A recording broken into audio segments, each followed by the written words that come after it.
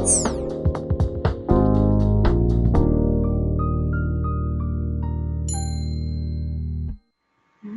welcome everyone, and thank you for joining us today for this free webinar.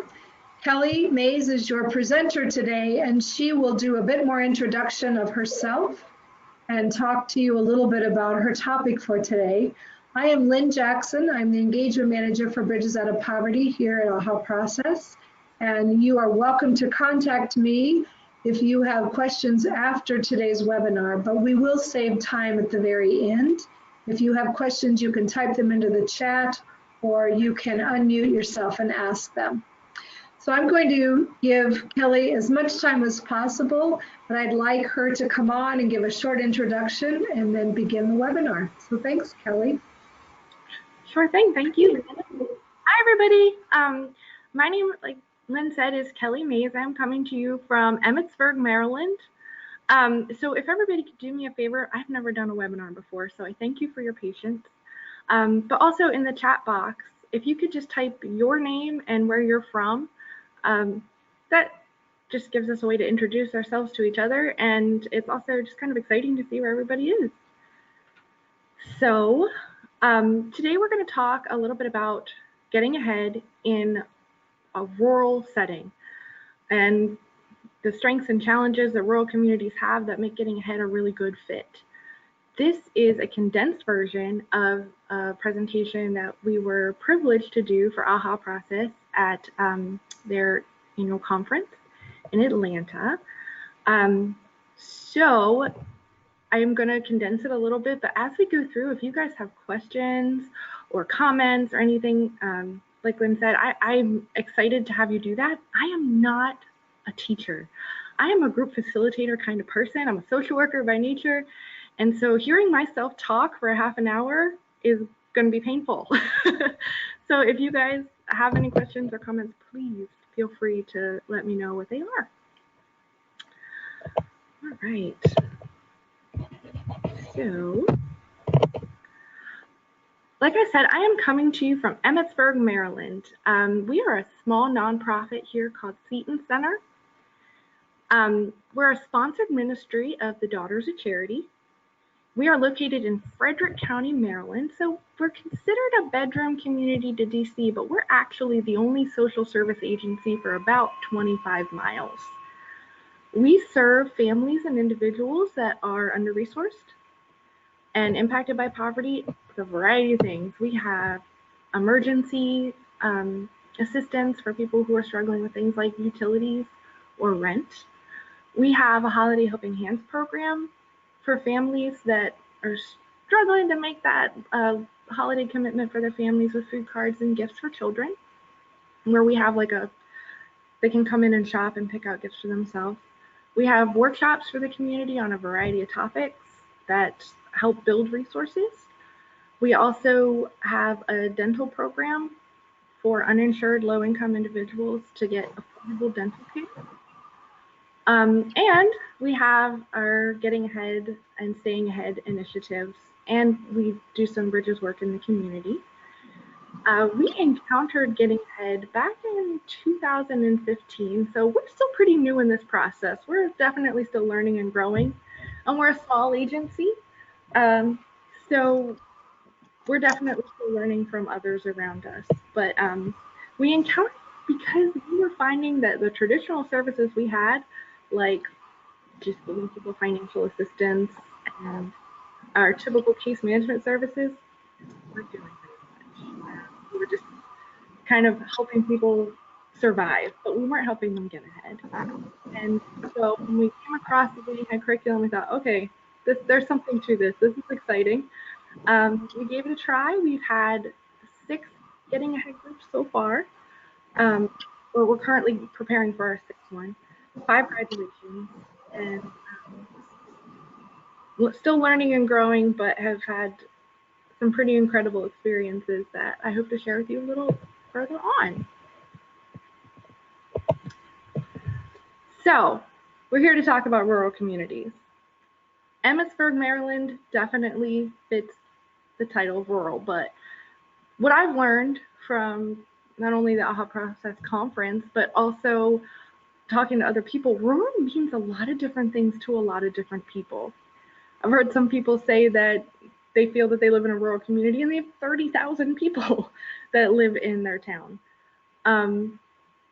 So it means a lot of different things to a lot of different people. But when we say rural, our population in Emmetsburg is about 2,900 people. So we have just under 3,000 residents in the town of Emmetsburg. But because we serve such a large area, 25 miles, we actually serve surrounding towns and villages in very rural settings. And we are located just below the Catoctin Mountains and right around the Appalachian Trail area too. So the median age here in Emmetsburg, Maryland is about 42. And we actually just had our United Way do a really incredible study called the ALICE Report. I don't know if you guys have that in your community. I would strongly recommend, if you do, to go look it up. ALICE stands for Asset Limited, Income Constrained, but Employed.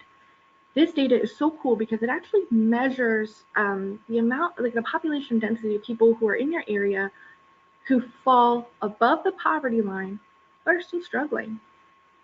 We found out in Emmetsburg from this report that Frederick County United Way did that 64% of our population here in our town falls in that category.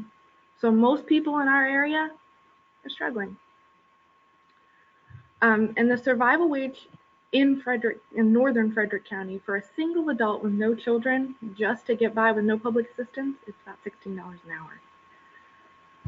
So that just gives you a little snapshot of where we're coming from, what our experiences so far have been with getting ahead in Bridges. But as we go through today, I just heard this really great piece of advice about presentations the other day, and I wanted to mention it. Presentations a lot of times are like a buffet table. You're going to find something on there that's you like and that's familiar to you, something that probably really isn't for you, and hopefully something new that you might like to try. So I hope that you guys find at least one thing today that is new and you would like to try it. These are just some pictures of our rural town and area, Emmetsburg, Maryland. Some highlights, we have, you might be familiar with FEMA. You might also be familiar with Mount St. Mary's University. That's where we are. So if you guys are from rural communities, you probably know some of this just from anecdotal experience. But I wanted to, in case you're not familiar with it, I wanted to share just a few key points about some of the challenges we all encounter when we're living in rural communities. I got this information from the USDA, the report called Rural America at a Glance. This is from 2017, and I've taken enough social science research courses to know that I need to tell you that. So rural areas actually have a higher poverty rate than most metropolitan areas, which we probably know being from rural communities, but a lot of people are surprised by that information. Actually, in 2015, there 16% of the rural population in the United States was poor, compared with 13% of urban areas. Still pretty high in both places, but rural areas tend to have higher poverty rates with fewer resources. Most people who are impacted by poverty in rural areas are actually employed. Approximately 45% of people, prime age households, so that's 25 to 54, worked at least part of the time in 2015. And census data shows that the rural job market is actually smaller now than it was in 2008 when the recession was hitting, about 4% smaller actually. So most new jobs that are being created since recession aren't in rural areas. Smaller towns tend to have very undiversified economies with concentration in jobs that are low wages and don't pay survival wages. And also, I know that if you're from a rural community right now, I'm preaching to the choir when I talk about transportation. It's a huge barrier for us, and I know probably other communities as well. So a little bit of just a short snippet of our Getting Ahead program here at Seton Center. I mentioned earlier we began in 2015. We take a while.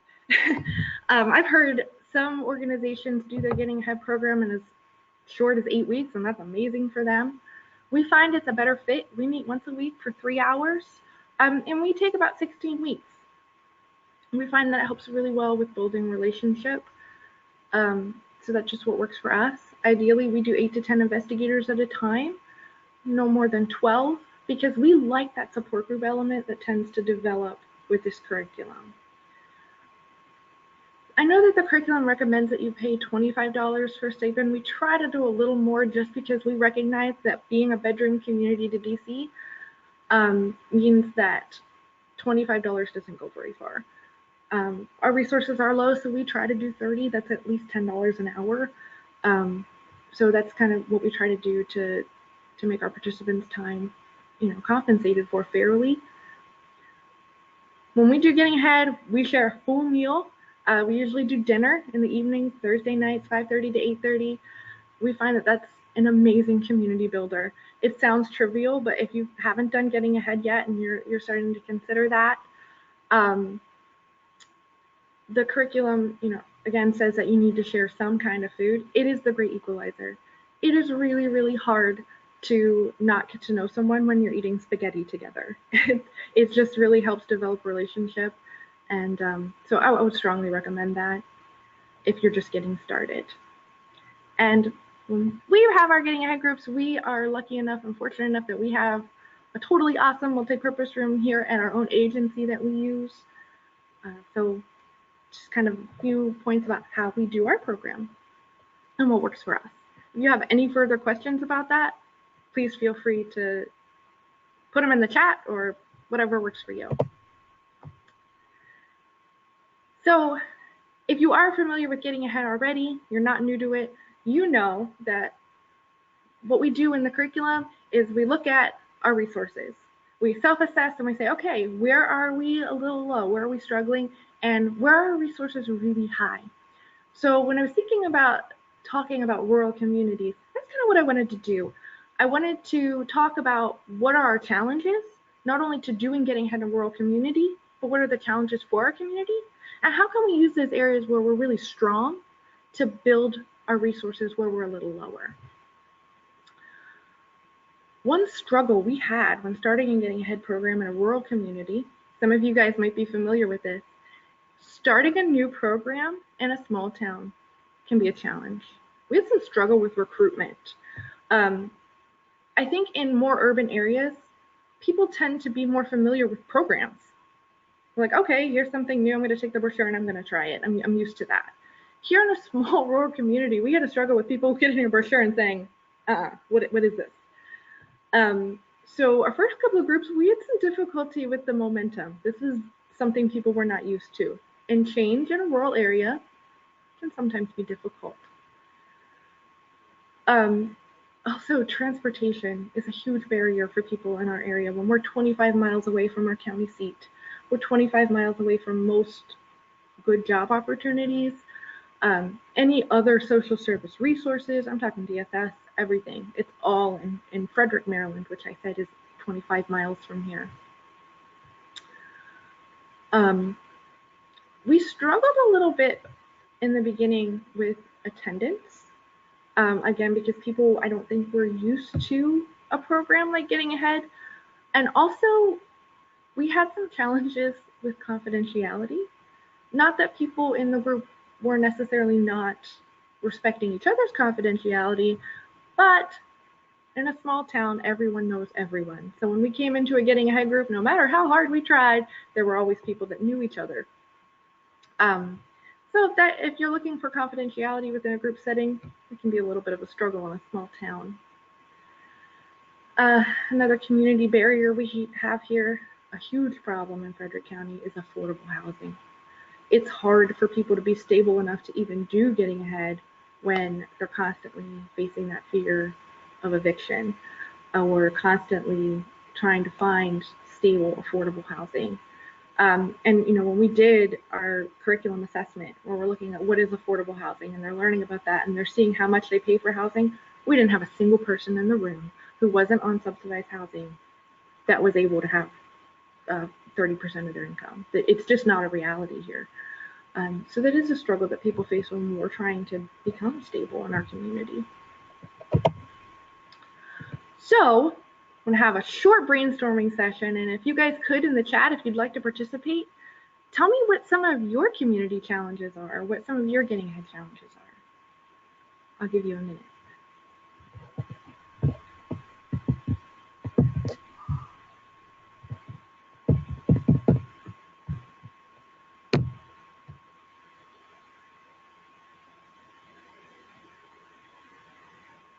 Affordable housing and transportation. I hear you. I hear you, Lisa.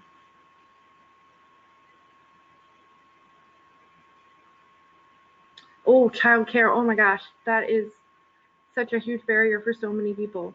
It's so expensive. In getting ahead, we also had a struggle. I forgot to mention that. We're supposed to provide childcare, and we had some difficulty with that here at Seton Center because being a small agency and being slightly under-resourced, we don't have space. We are a ministry of the Daughters of Charity, so we're related to the Catholic Church, but the diocese wasn't able to give us the training we needed to be able to do that.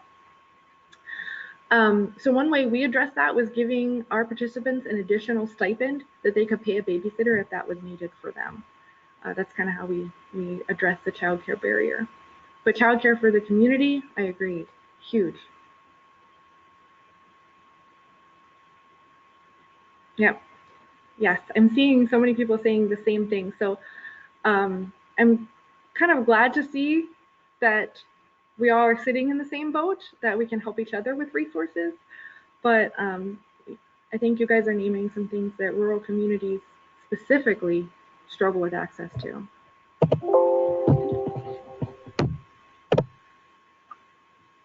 So we know that in our community, we have some struggles. Just being rural, we have some struggles and challenges when it comes to addressing having a getting ahead class, but also how do we help people in our community break that cycle of poverty? But we also know from getting ahead that the way we do that is we look at what are the resources we have where we're really strong. And in rural communities, we do have strengths. And we have some that make getting ahead a really, really good fit. The one I want to highlight in particular is a relationship. We know from getting ahead curriculum that significant learning and significant changes don't happen without significant relationships. But I think you guys would agree with me that significant relationships in a rural community are natural. They're easy to build. So one thing we noticed in our community that made getting ahead a really great fit was our access to our local leadership. Wasn't something that really occurred to us before we started getting ahead. But we found out that we were able to build community support because we have such ready access to our elected officials. Our executive director has a great relationship with our town mayor. I have his email address. We see him all the time at the post office. He's accessible. That would be really, really difficult in an area like Baltimore or New York City. You don't have access to your local leaders as much. So that is a strength that we really have in rural communities. One way we were able to capitalize on that is that we have kind of an all-out graduation ceremony. Where our getting ahead investigators really plan it, but so far what they've all elected to do is have a big ceremony where they invite their friends and family, but they also invite local leaders so that they can show the mental models they've made, they can talk about their experiences, what they've learned, and how they want to help the community change and grow. We kind of really learned also that, man, you don't know what you can get until you ask. We were able, because we have a rural community with access and networking, we had a representative from Senator Chris Van Hollen, who's a U.S. Senator here in Maryland. He sent a representative with senatorial citations to all of our graduates. You know, he's done that 3 times at 3 graduations. So I don't know that that would happen without our local rural relationships that we have access to those people. Also, in rural communities, sometimes it's so much easier to leverage that bridging social capital, right? Here we have, in our small town of 3,000 people, I think we have like 8 churches. And in rural communities, I don't know about urban communities, but I can tell you church ladies love to cook and they're good at it. So we've leveraged that resource, and most of our Getting Ahead meals are covered by donations. So we hit up our churches. They also give us financial contributions because of that small town relationship. We don't have to put out a formal ask. We go to someone we know and we make that ask, and they make it happen. Also, we've been able to leverage relationships with local restaurant owners who give us meal donations and financial contributions because of that small town relationship and those ties. So we have relationship and social capital, and we use that to build low. Also, with that, like, just to tell you a short story, transportation is an issue here for us also, like many of you mentioned.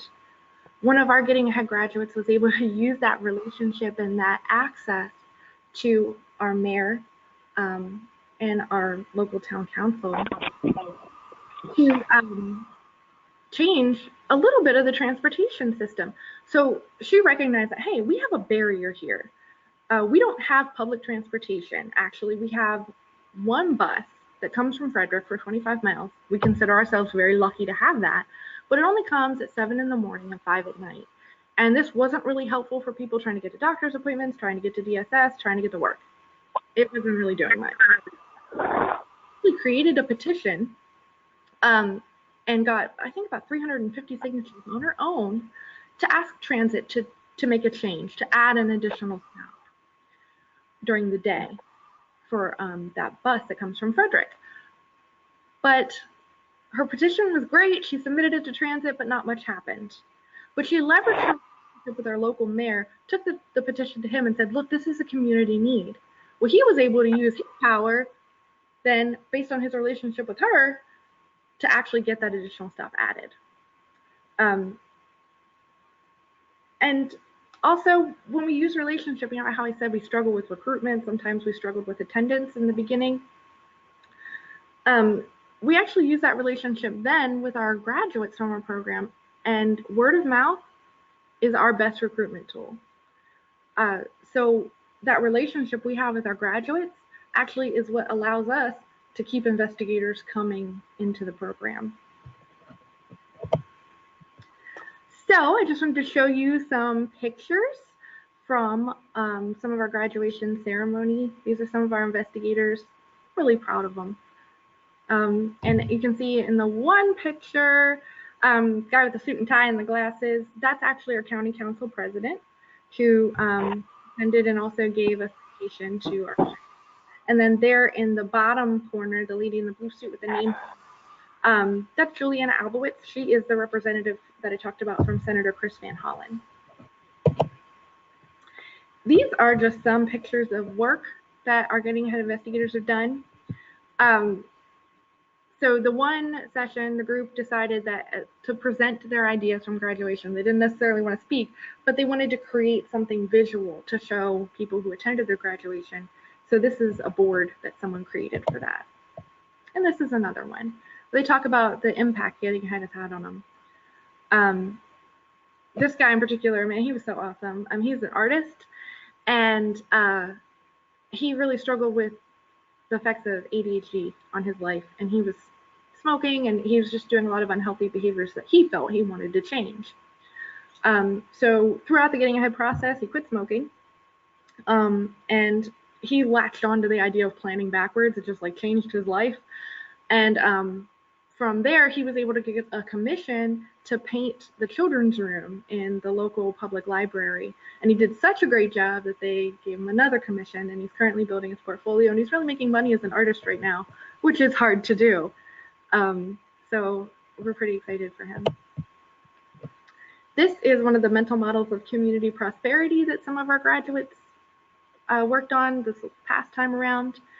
And I wanted to share this because we talked about community challenges, and some of those are on the bottom, but I thought this was so cool because you can see the ladder that they drew, which are things that they feel are necessary for us to get to a prosperous community, which they drew at the top.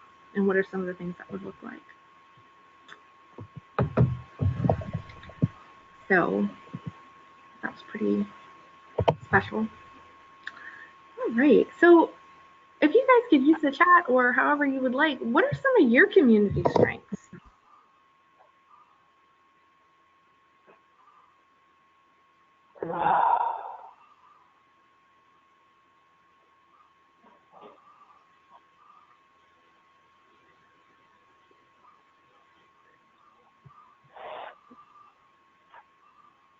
Are any of you guys getting ahead right now and are really excited about some of the things that make you strong? Sharing of resources for community members. Nice. Can you tell me a little bit more about that?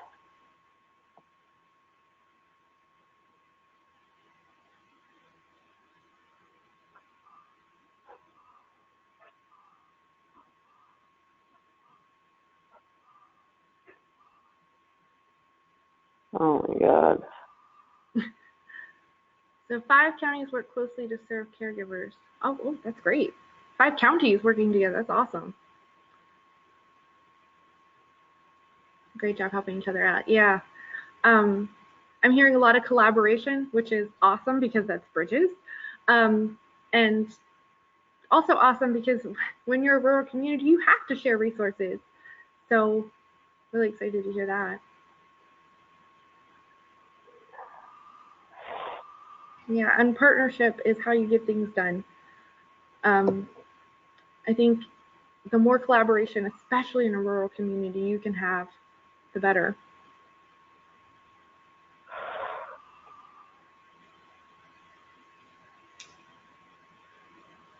Okay, so I am getting close to my time a little bit. I was told I had till 12:30. So just as a challenge for you guys, I want you to think about what are some resources that you can use, the ones that you named, your great partnerships, your great relationships. How can you use those to address your challenges where your resources are low? If it's funding, if it's getting meals, if it's getting recruitment, what are your challenges specifically with doing your Getting Ahead program? And how can we do what we tell our investigators to do?